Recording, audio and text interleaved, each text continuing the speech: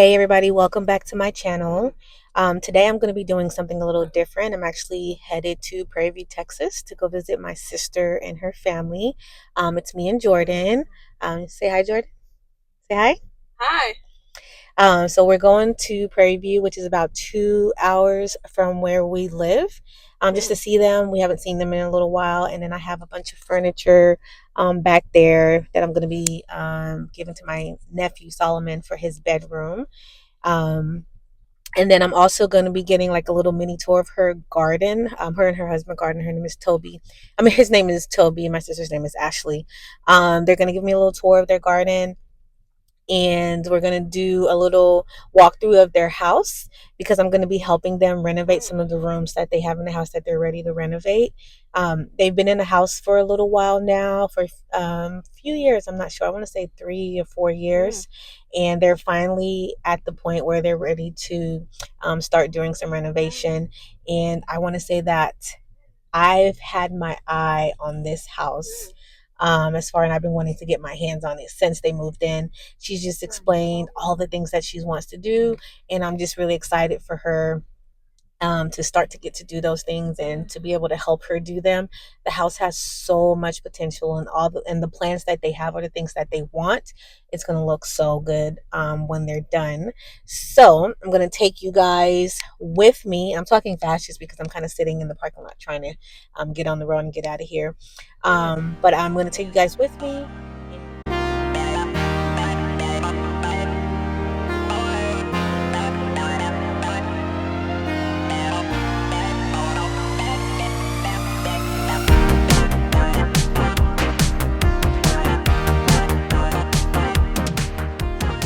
Hey guys, so I'm here with my sister Ashley and my brother-in-law Toby.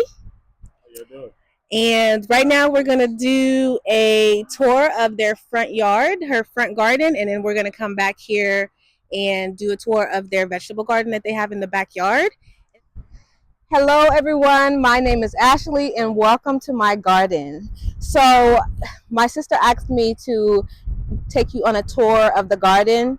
What we're going to do is I'm going to take you to through the front garden, which is my area, and talk about what I've done and what I plan to do. Truly, what I plan to do is like 10 times more than what I've actually done. But if you've ever had a garden, you know that it's a long-term process. You know, you invest your time over time, right? And then what you invest gives you return in terms of beauty, sustenance, all these things, right? So gardening is really rewarding, but it's not like this instant gratification thing. It's like, it's an exercise in patience. Okay, so let's go through the garden. Now, these plants are from last year. We're still getting them going. I was learning a lot last year. I took a class to become a Texas Master Gardener, and I've always loved gardening since I was a little girl. But I had so much to learn. So if they look like they're struggling a little bit, it's because, well, one, it's just not an overnight process, right? Like we planted that as a bulb last year. This is a hydrangea plant. And then this one, I can't remember what, but these were little bulbs, like dry bulbs that we planted last year. And surprisingly, over the winter, they didn't die or die back, but they did stop growing temporarily. So now that the weather has warmed back up, the soil has warmed back up, it started growing again. And then I really wanted to do flowers this year. So we did like petunias. This one is called the Celiosa. I wanted to do just like exotic looking flowers. I don't like uniform things a lot. I want it to be like eclectic and different. And so I didn't stick to one type of plant or even one type of color. This is going to be this grass. It's like this Texas bluegrass, and it flowers up like this. It grows up and out, and then it has like these little fuzzy things at the top. So they will grow pretty tall. We just got our beautiful fence up. We wanted it to be semi-private, but the grass will help to kind of like enhance that privacy because this is probably the most public part of our yard. And then we'll put some on the other side, and I'll show you that in a little while. So we have some Celiosa, some petunias. Now these babies, these are called Katie Ruella. They are Texas superstar plants. What are Texas superstar plants? They are plants that have been tested to be the most hardy, the most weather resistant plants, drought tolerant plants. It's like only the strong survive. Only the strongest plants in Texas become Texas superstar plants. So I'm really excited about having these. Right behind them, you're going to see some knockout roses. Knockout roses, I believe, are also Texas superstars. They're super hardy. They're not a lot of care. You plant them, and they will bring you beauty for years and years to come. I have two on this side and one on the other, gifted to me by my big sis, Marcia. So, yeah, I'm glad to see these doing well. These bushes were inherited. Okay, when I got the house, these bushes came with the house. And then these, I believe these are petunias. You guys can correct me. Or what is it? Daffodils? Yeah. So these bulbs, there was a big patch of them in the backyard. And it just every year it multiplied. So I just decided to dig up some of the bulbs and do an experiment. I brought the bulbs to the front yard and I planted them. All last year they didn't flower or even peep through, but they are really funny where they are the first ones to bloom. Like they're some of the first flowers to bloom in the spring, but they just bloom and then they go away until the next year. Anyway, I was so happy to see when they started blooming. Some of them have, they've already started blooming and going away, but they will probably for the next month or so just be coming up with these beautiful flowers. Yeah, so this is a drip hose. So the reason why you want to prefer drip hose over like watering with a can or something is because the drip hose allows for less splashing. Less splashing means less. It makes it less susceptible to the spreading of disease. So let's say one of these plants has a sickness, an illness, a bacteria, or one of these plants is affected by bugs. When you splash water things, you can easily spread that. Like moisture spreads things, right? This is my son Isaiah. So say hello. So the drip hose allows the soil to get wet and the roots to get the water they need without exposing the plant to extra moisture that it doesn't need. I want it to be different and do some fennel. I love herbs, and a fennel grows kind of cute, but then it's also kind of funky. I want to see how it does. I want to see how tall it gets. This is another one of my experiments. I never grew fennel before. Now here, I'm so happy to see my baby coming back up because as you can see, she don't do the cold. She don't do the cold at all. As soon as it started getting cold, she was like, I'm gonna see you later. And then finally, she's starting to come back up. It's a big, beautiful elephant ear plant that really she shines when the sun is out. Okay. So over here, I have this white pot that I try to change out seasonally based on the season or the occasion, like a spring one or a fall one, a Thanksgiving one. So right now I can't even remember the name of this, Isaiah. And so I took this beautiful plant. She's gonna get big and wide, and so I put the creeping jasmine around it just to for some flair. And I found this plant. I can't remember what it is. It was on clearance. It just needed some love. It started flowering. Come over here. So we're working on that. So of course, it doesn't look very impressive now, but as this gets bigger and these kind of grow into to fill in the blanks, it will become a nice luscious pot for us to enjoy at least until fall. But really, we're in Texas, so this could last till Christmas. So here we go. Some beautiful. I want to add that we grew up in. For cooking, yeah, and I want it to be decorative. That's why I put it up here. We'll see how it goes. Don't please let her live. Thank you. So over here, I don't even know if you remember last year in the garden we had this big basil bush. Basil did not really love the cold either, but she never died. So I decided, we have this little blank spot here. I decided the basil is just what we need. Basil, as long as it has room, it's just going to keep growing and growing and growing. So I love the idea of it being here, not only to close this gap, but also the fragrance. When people come to the door, they can smell that basil just wafting toward them. Yeah, come here, guys, this way. So here we have two rose plants. Can I just say that Ashley is a superstar blow? These are two, and then there's another small one. So, and then there's another big girl, that's a teenager. Yeah, she's the big sister, big sis. So I have two bushes here. I don't know if they're gonna grow because I didn't know I was supposed to take all the sawdust off of them before I planted them until my husband told me later. So there's been about 3 weeks and they haven't grown. One went from brown to green, which I think is a good sign. But I don't know about this one. Yeah, purple and gold, which is, we're in PV, so it makes sense. We'll see how it goes. I would love something to just kind of cover up this area, this window for us, because we have it open a lot, just privacy purposes. So if they don't thrive like I want them to, I might put something in the middle. I still need to mulch everything. So if you can see it right now, everything is like I need to do some hand weeding, and then I'll come through with a uniform mulch, maybe like a red or a black, and top it. And it's gonna look a lot more elegant. And then a new border, if you can see, I took out the old border here, and a new border is coming in, and it's gonna be the same wood as the fence. So everything is uniform. Black mulch will look good. Over here, we did two more of the big grass pieces. And like I said, we just wanted a little bit of privacy, to fill in the gaps for those fence. It's not like we don't want people to, we just want a little bit of privacy. Y'all know what that is, right? Even though it's 2025, there's still a thing called privacy. Hi everyone.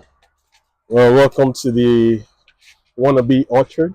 Yeah, come on in. Uh,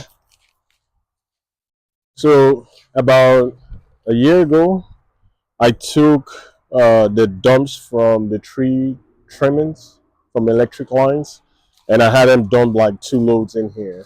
And they mulched it up for you. Really, so it was all greens and wood chips, and that's kept pretty well.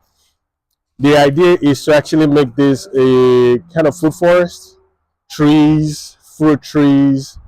Really, I want multi-grafted fruit trees. So if anybody knows where I could get multi-grafted fruit trees that are economical, I like that. I know what I have in the ground this year.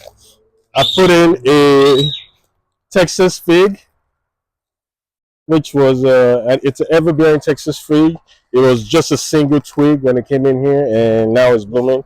Around it, I have peppers, and I'm gonna cover it also with some. This is Chandler's strawberries in here.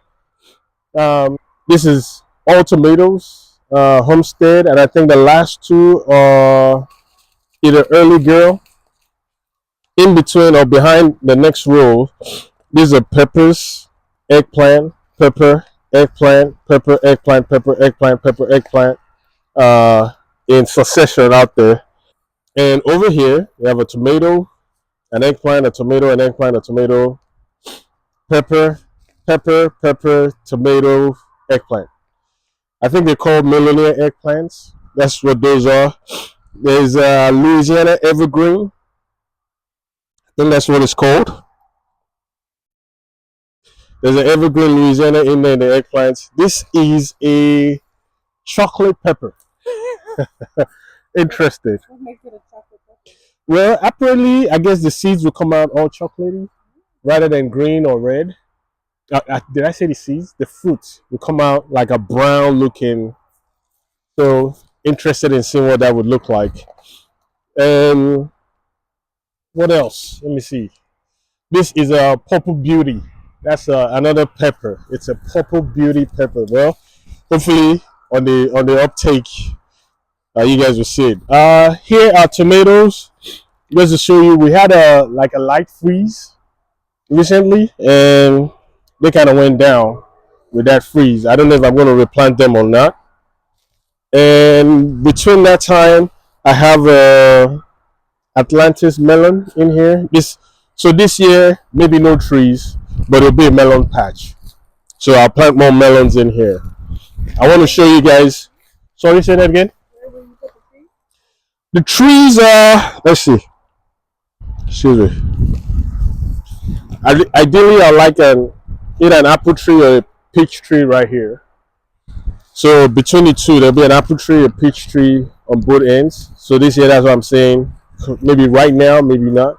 Uh, but that right there, I still want some blueberries. But with blueberries, you need an acidic soil. Still considering that. I'm not sure how that will work. Some elderberries would be great. You know, elderberry plants, the flower, the leaves, everything is nice. I want to show you guys something. So this looks so dry right now. Just check this out. As dry as it looks, look at all that moisture under there.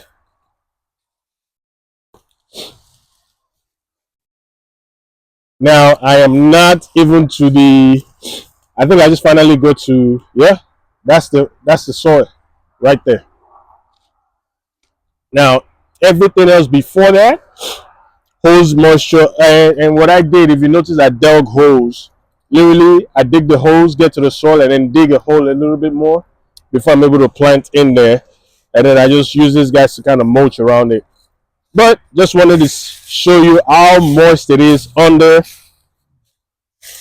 the dry wood chips.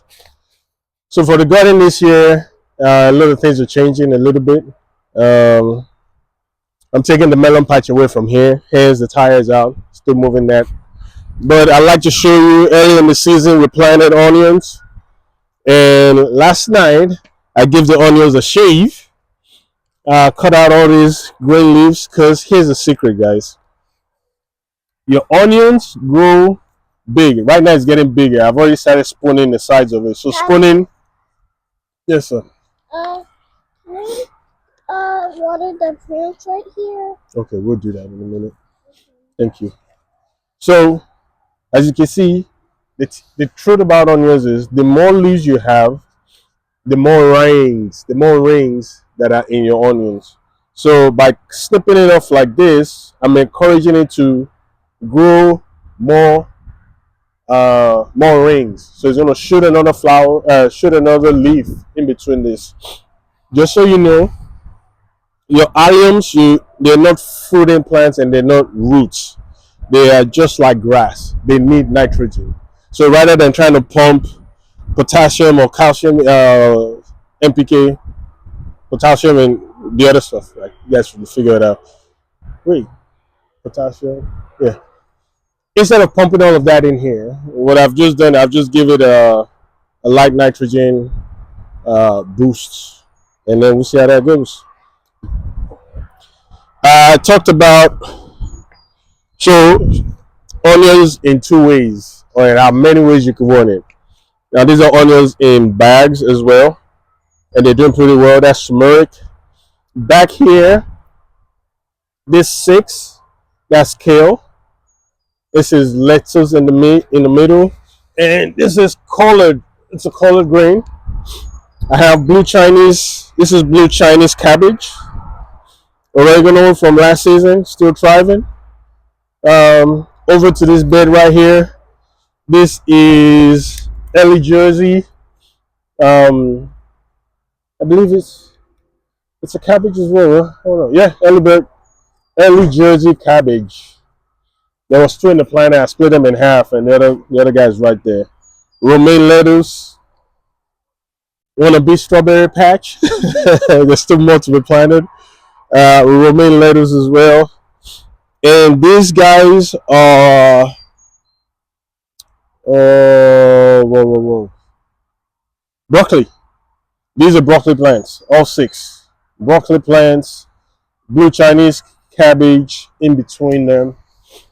I had over here was it was longevity spinach, and it's coming back. It actually froze out last year. It's coming back. Chives, I just snipped them off yesterday as well. I like to show you. So there's an idea that I ran across. A self-watering garden. Yes, Isaiah. Yeah, just wait till it's green. Wait till it's red, though. Okay. It's trying to pluck the strawberry before it's so the idea here, let me kind of raise this up a little bit, is to have a self-watering container. Usually I punch holes on the bottom. Last year when I did that, all the nutrients I was putting in was just running out. And the plants didn't do great. This year what I've done now is we drink out of this water jugs. So in the essence of recycling, shave off the top. We're using it for seed starters earlier. 3 inches above it, oh no, is that 2 inch above it? Above the bottom, I put a hole and filled it with sand. This is a construction sand and clay, literally like clay bricks and things that can absorb water. So that's what's on the bottom.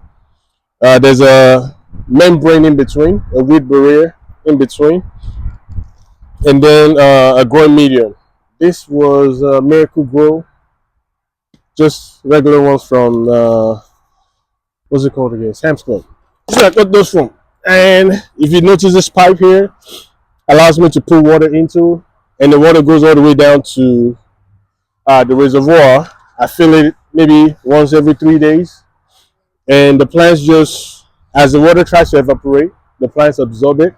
I put a barrier on the bottom, on top of it. So what we have here is a pepper plants, pepper, and this is tomatillo. So these were the planters from early in the season. We've been cutting up these tops and growing stuff. If you really look at this, and I was so surprised, they are thriving. All self-watering. They have holes, so the water is not standing in there for too long. It's absorbing the clay, but then when the plant needs it, it can evaporate into there, and they're able to grab it. What I've then noticed also is they're running their roots right into the reservoir, but they can only get so much into the reservoir. They still have to rely on the evaporation and all those. And I mean, literally, I put this plants in about maybe year high, and look at the growth. It's been a few weeks. I already have tomato seeds coming, and there's a lot. These are all different varieties of tomatoes. The Juliet, I think that's a is this a Roma? No, it's not. LA Girl Plus, and anyways, we'll see when it come out. But as with different tries, there's a Roma. This is a Parks Whopper. This is a Sweet 100. That guy right there, I have some names on them still, I guess. Super Fantastic. Mountain Man. This two didn't do too well for me last year. They were in grow bags and they died pretty good. This is a German, old German. I don't know. It's the only one that doesn't look like it's happy to be here. More plants though. Eggplants, purple eggplant. This is a bumblebee tomato. It's a cherry type tomato. It's supposed to be really nice. And tomato here, another eggplant, sweet banana, jalapenos, red bell pepper, and another red bell pepper. But still trying to figure out where most of this is going to go this year. So one of the things I learned earlier on in gardening is to put plants where they like to be. And this kind of plants, banana family plants, have been here before we moved in. They grow about this tall. They extend to the neighbors. He's mowed them down right now, and the shoots are already back up on his side of the property. They are prolific. Now that I know this works here, and I didn't even plant this, right? But it works here. And I wanted to have bananas on property. Guess where I planted my bananas? Right here. Well, we have Cavendish. I hope I'm saying that right. Cavendish, large Cavendish, dwarf Cavendish, and blue agave right here. You can almost not tell this plant from that plant, and these are just corner lilies. It's so amazing. Like I was like, well, if they're thriving here, the bananas are going to thrive here as well, and they've been doing pretty well. So, all right. So one other thing I have here, I saw this red climbing spinach, and I was like, well, let's see how that's going to go. So these are red climbing spinach, and they vine pretty well. Um, so with all that said, I'm gonna have to welcome you guys back a few months from now. If you want to see how these things are progressing, you're welcome to come back, come see what we're doing here, and hopefully it'll be something that inspires you. Yeah, awesome. Thanks for coming.